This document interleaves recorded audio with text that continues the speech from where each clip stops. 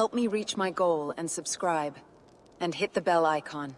Chapter 68-61. Hamid hadn't seen Charlie yet. He was hugging two women, with a cigar in his mouth.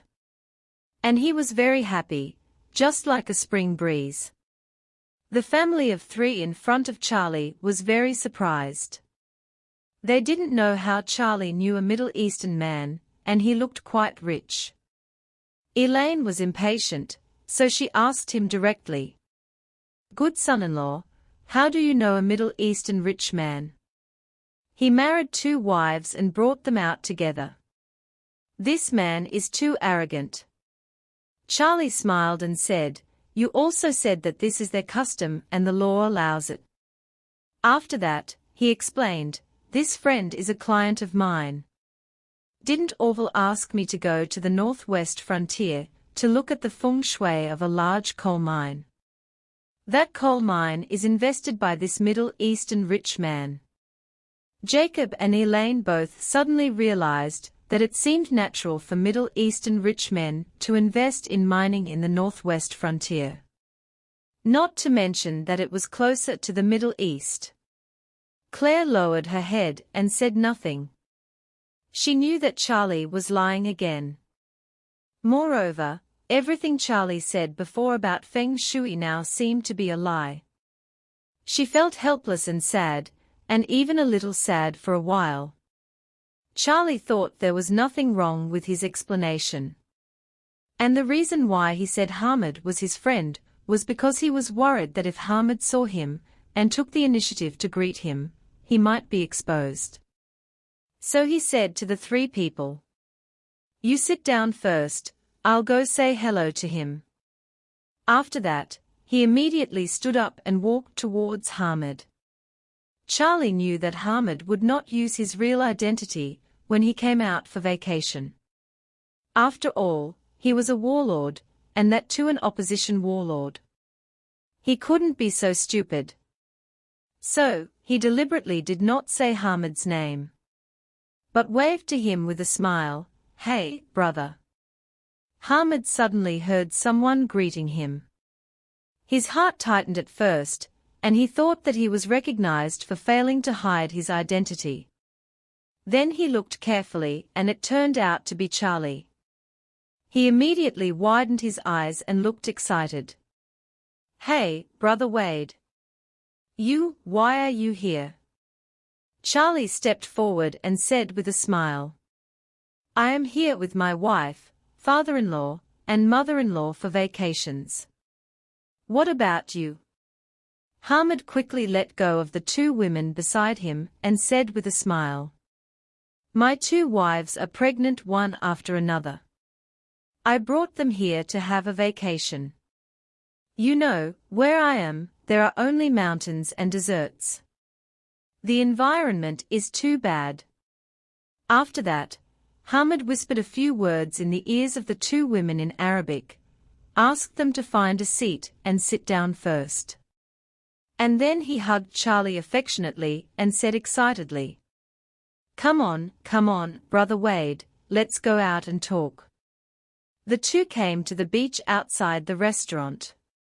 There was no one around, so Hamid hugged Charlie in surprise and said excitedly, "Good brother, we are destined to meet here." Charlie smiled and said, "Brother, when did you marry these two wives? Why didn't I hear you talk about it?" Hamid scratched his head embarrassedly. "Oh, my previous wife ran away during the war. Maybe she thought it was too dangerous to follow me. So I never had time to marry again. Later, thanks to you, brother, I gradually settled down and stabilized. So I married two wives. I wanted to invite you to the wedding, but it's not easy to go to that remote place. And the situation was very turbulent some time ago. So I didn't dare to bother you." Charlie nodded and said, "The opposition has established a regime, which is a comprehensive victory. How is the situation over there now?" Hamid smiled and said, "I'm fine. They talked to me once after they captured the capital. I didn't really want to be recruited by them. I thought it would be the same as before. I would just guard my little piece of land. They also respected my opinion. We agreed to keep out of each other's business. That's why I was in the mood to get a wife and take her out for a trip and vacation. I've been in the mountains for so many years. To be honest, I can't stand it anymore. Charlie asked again, what does Cataclysmic Front say? Do they still recognize the land lease agreement reached between Cataclysmic Front and the previous government? They do recognize it. Chapter 68-62. Hamid smiled and said, how dare they offend Cataclysmic Front? They promised the master of Cataclysmic Front that all conditions would remain unchanged and they would keep out of each other's business. Charlie said with a serious expression. There's nothing to worry about with Cataclysmic Front. After all, they are a mercenary organization and will not covet the opposition's regime. We can indeed keep out of each other's business. But you, brother, you refused their recruitment. And the previous government surrendered at the speed of light. Now that they have no enemies, you have become an enemy in their eyes. No, Hamid said confidently. I have a good relationship with their leader. We are all friends who have risked our lives for each other. It's just that later we had different ideas. His ambition is big, and mine is small. Brothers can understand each other. Now they have the whole regime and won't care about my little territory. Charlie shook his head. That's not what I said. We have an old saying, how can I allow others to snore beside my bed? You are under their noses, with your own troops. When there were foreign enemies before, you were an ally, who could share the pressure and firepower. Now that there are no foreign enemies, aren't you an enemy? Hamid frowned and was silent for a moment, then waved his hand cheerfully. Good brother, don't worry, I'm not afraid of them making trouble. Of course, this is also thanks to you, brother. My base is now a huge permanent fortification. I never dare to forget the saying that we should store up food and become king slowly. Now the tunnels on the reverse slope are filled with food, ammunition, and medicine. We are not afraid to defend for 3 to 5 years. If they really want to fight, then just give it a try. I guarantee that they will lose both the wife and the soldiers. You are shooting yourself in the foot. Charlie smiled helplessly. Brother, the situation is different now, and the strategy is naturally different. In the past, you were one of the many oppositions. If the government army couldn't beat you, they could find other soft persimmons to pinch. There was no need to fight you to death. After that, Charlie changed the subject and said seriously. But now it's different. You are now the only uncertain factor in the eyes of the opposition. If they really want to fight you, they can concentrate all their efforts on you. Apart from anything else, they have more troops than you. And there is no other war that requires them to divide their troops. They can send some troops to surround you. What will you do? Well, Hamid asked nervously. Do you think they will really attack me? Charlie said, if they attack directly, even if they can't take you head-on, they can keep harassing you with long-range firepower. By then, your people will have to hide in the fortifications on the reverse slope for years and listen to the cannon fire. Your soldiers don't have any iron will and will collapse in a few months. But if they surround you without fighting, and cut off all your external supplies, after a few years, you will run out of ammunition and food and surrender without any soldiers. If you take the initiative to counterattack, your military strength will be like an egg hitting a rock. And once you abandon your fortifications and fight out, you will lose your greatest advantage, and will definitely lose. Charlie's incisive speculation and analysis made Hamid a little nervous. He asked Charlie with a sad face, "Brother Wade, you said that I can't win the fight and I can't defend. Then I will die if I keep going back and forth." Charlie sighed and said, "Brother, I personally think that the situation is not optimistic. I didn't expect the opposition to win so quickly. Now the situation has changed." Hamid asked, "What should I do now?" Charlie pondered for a moment and said seriously, "If it were me, I would definitely start to sneak into Cheongsang immediately to see if there is any internal discord or even internal division in the opposition. If there is, I will try to use counter-espionage and money to lure in some potential allies. Find the right time to attack from both inside and outside. And maybe I can replace them." This, Hamid said awkwardly. "Brother, I know you have the talent of a general. But I, your brother, don't have this ability. To be honest, before I met you, it was difficult for me to command 2,000 or 3,000 people. If I really want to deal with such a big situation, I can't handle it." After that, Hamid looked at Charlie excitedly and said, "Unless you are willing to help me command, forget it." Chapter 68-63. Charlie smiled bitterly helplessly. "I am unable to extricate myself from various situations now. Not to mention that if you really want to fight this battle, I am afraid it will take 3 to 5 years, or even longer, to get a result. If you want to achieve a complete victory, it will be a protracted war." Hamid sighed and said, "Yeah, you can't have so much time and energy to help me command and lead the troops to fight."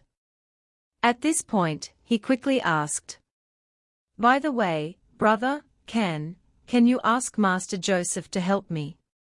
I don't expect him to help me fight.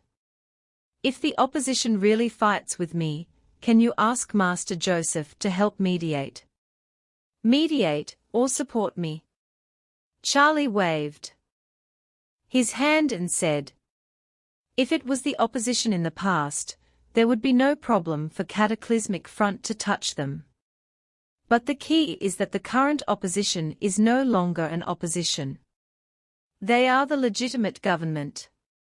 If Cataclysmic Front goes against them, it is tantamount to invasion." Hamid thought carefully for a long time and said, "Then I will do as you said, go back and secretly win over some potential allies from their camp." Charlie nodded and said, "Be careful when you go back. As long as you defend your base, even if they attack you, they can't do anything to you for a while.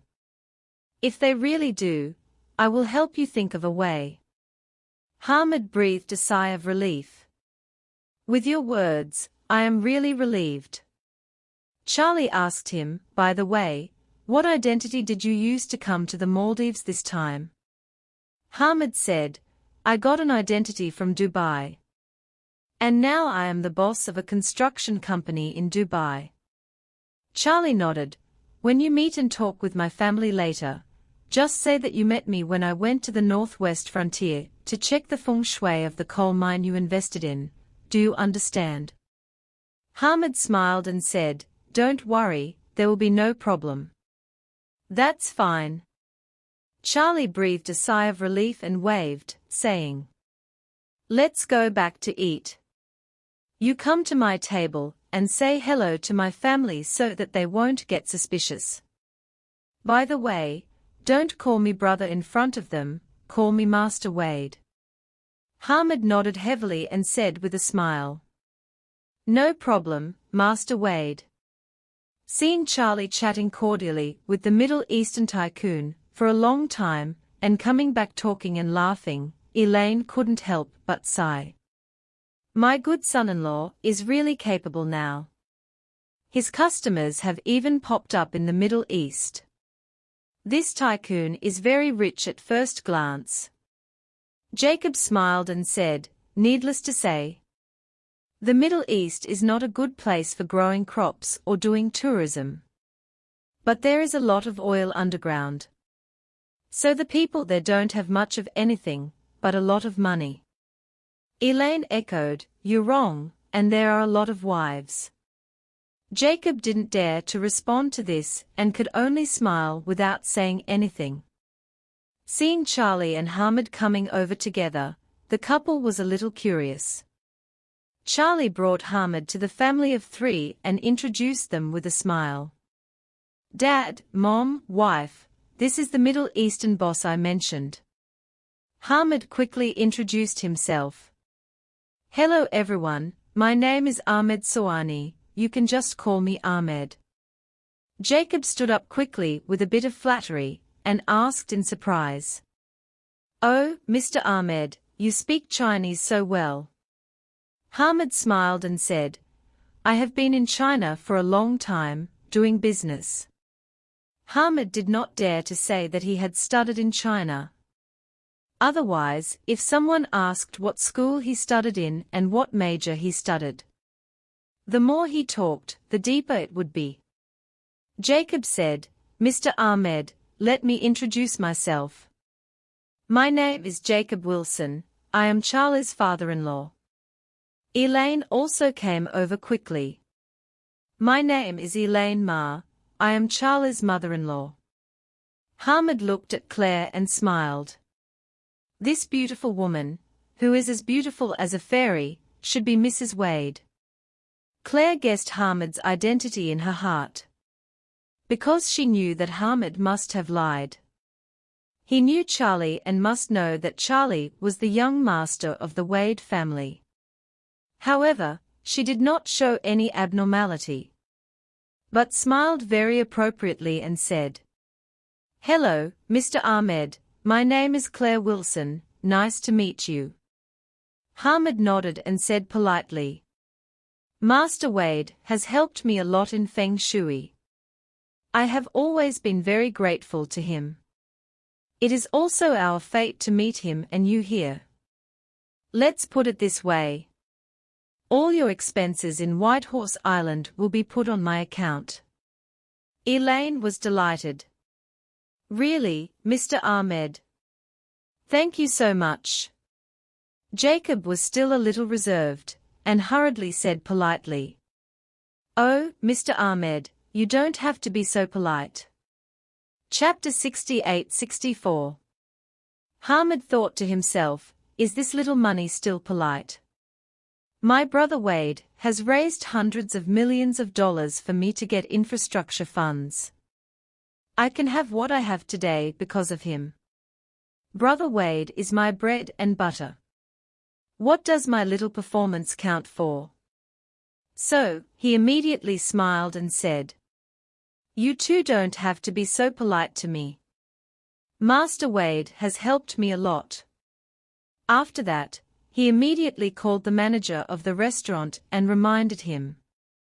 Remember, all the consumption of these people on the island will be charged to my account. Hamid arrived on the island 2 days earlier than Charlie. The manager recognized him and knew that he was generous. So he immediately said respectfully, Okay, sir, don't worry, we will arrange it. Elaine quickly said with a smile. Oh, look at what happened. How can I not be embarrassed, Mr. Ahmed? It's okay, it's just a small token of my respect. Hamid said, with a hearty smile. By the way, you guys eat first. I have to go and accompany my ladies. We'll talk when we have time. The family exchanged some polite words and sent Hamid away. Elaine immediately picked up her phone and searched while saying happily, Oh, that's great. Someone is paying for everything. I want to see how much the most expensive SPA here is. I'll go experience it after the meal. After checking, she immediately asked in the WeChat group set up by the housekeeper Hanny. Housekeeper, I want to make an appointment for an underwater SPA. Do you have time tonight? Claire whispered, Mom, the underwater spa here is very expensive. It costs $5,000 or $6,000 per person. We shouldn't be so extravagant, right? Elaine said casually, what are you afraid of? Isn't it on someone's credit? Claire quickly explained. It's because of the credit that we can't be so extravagant. Otherwise, I'll give you my Visa card later, and you can use my card to spend. How can that be? Elaine said seriously, when there is no advantage to take, you have to create one to take advantage. Now there is a benefit to take advantage of. Why should I spend my own money? As she was talking, Hanny replied in the group. Hello, Ms. Ma, our underwater spa is temporarily closed today and tomorrow. If you want to have a spa experience, we can make an appointment at other spa clubs. Elaine replied, I just want to go to your underwater spa. Isn't it said that there is transparent glass all around? So you can see the underwater world. I just want to do this. Hanny replied, I'm sorry, Ms. Ma, our group boss will come to the island for inspection tomorrow. The underwater spa is now undergoing maintenance, and will not be open until the day after tomorrow. Elaine was very dissatisfied with Hanny's explanation. She immediately retorted and asked, What do you mean? Can't we customers enjoy ourselves when your group's boss comes? Is the customer God or is the boss God? Hanny was very embarrassed and said, Madam, it stands to reason that of course only the customer is God. But I am just an ordinary housekeeper. How can I manage how the group's boss arranges it? Elaine asked back, Where is your group's boss? Ask him to come to see me, I want to ask him in person. Does he usually treat customers like this? Hanny was frightened by Elaine's words, and he asked tentatively. Madam, do you know who our group's boss is?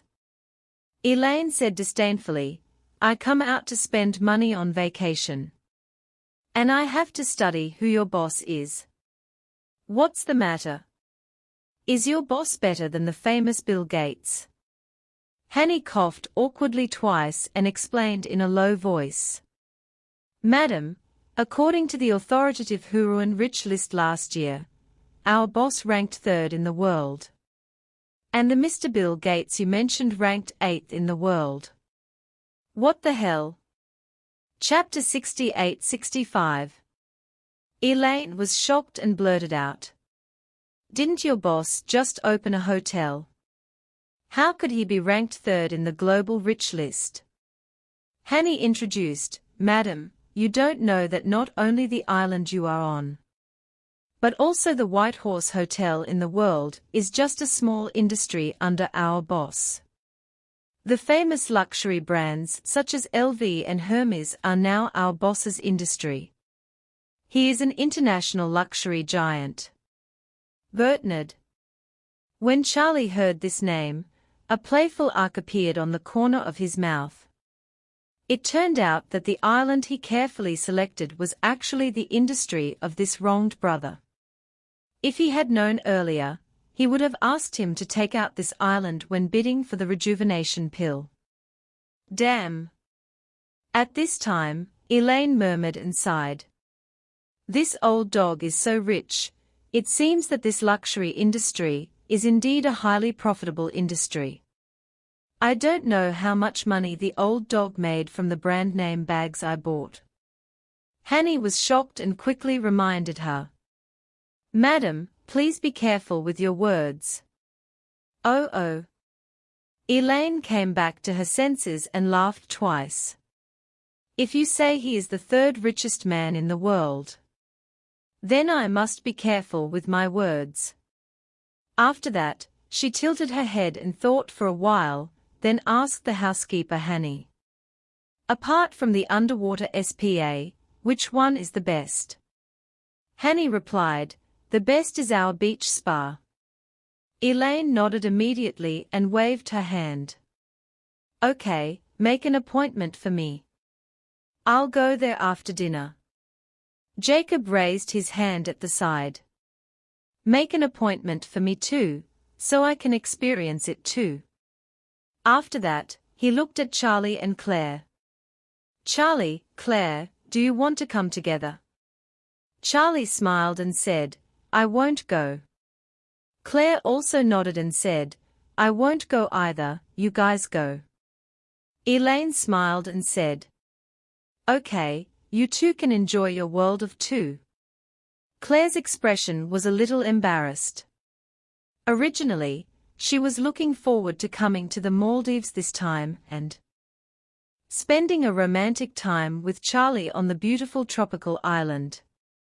But now, there is a big stone blocking her heart. And all her moods have disappeared. After dinner, Elaine and Jacob went to the beach spa that Hanny mentioned. Charlie asked her, Wife, do you want to go to the beach? Claire glanced at Charlie, nodded slightly, and said, Then let's go. Charlie got up, went to say hello to Hamid, and then left the restaurant with Claire. Hanny came up at this time and said with a smile, Mr. Wade, Mrs. Wade, there are many manta rays on the beach in the North Bay now. Do you want to interact with the manta rays? Devilfish? Claire asked in surprise, Do you raise them? No, Hanny shook his head and smiled. They are unique to our area. There are many of them locally. They like to go to the shallows to feed and play at this time. They go back to the deep sea when it gets dark. Now is a good time to interact with them. Claire asked him, Can you take us there? Sure, no problem. Hanny smiled and said, Take our golf cart and I'll take you there. Claire's expression, which had always been too plain, finally showed some joy and said happily, Thank you so much. Charlie and Claire got on Hanny's golf cart, which was specially used to serve guests. The battery car drove very steadily on the gravel road on the island and headed straight for the northernmost beach of the island. Whitehorse Island is very large, with not many guest rooms. It is a low-density resort island, so the total number of tourists is not large. There are only a few tourists on the long coastline. However, the beach in the north still attracted many tourists who came to watch the fun because of the manta rays. Most of them were brought here by their housekeepers, who was waiting patiently on the beach. When Charlie and Claire arrived at the beach, they saw a bunch of manta rays as big as wash basins swimming around in the shallows. Some tourists were already standing in the water, interacting with the manta rays while taking photos and recording videos with their mobile phones. Because they all changed into slippers when they went to the restaurant, Claire took the lead, walked on the beige beach, stepped on the waves, and soon arrived at the area where the manta rays gathered. Charlie was not very interested in animals, so he just followed her silently and took out his mobile phone to help her take pictures.